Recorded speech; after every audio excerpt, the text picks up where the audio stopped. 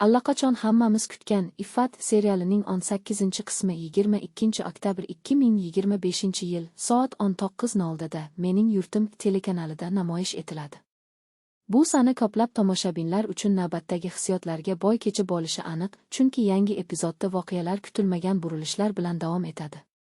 Iffat seriali har bir sahnasi, har bir dialogi orqali insoniy tuyg'ularning murakkabligini, or va sadoqat orasidagi nozik chiziqlarni chuqur yoritadi.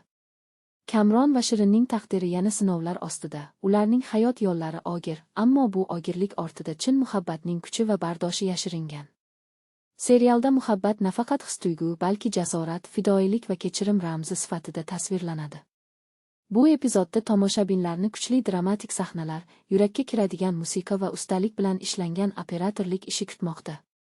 Iffatni o'ziga xos qilgan narsa, bu insoniy hislarni tabiiy va hayotiy tarzda aks ettirishi. Serial o'zining samimiyligi, obrazlarning chuqurligi va aktyorlarning tabiiy o'yinlari bilan nafaqat o'zbek ekranlarini, balki tomoshabinlarning yuraklarini ham zabt etdi.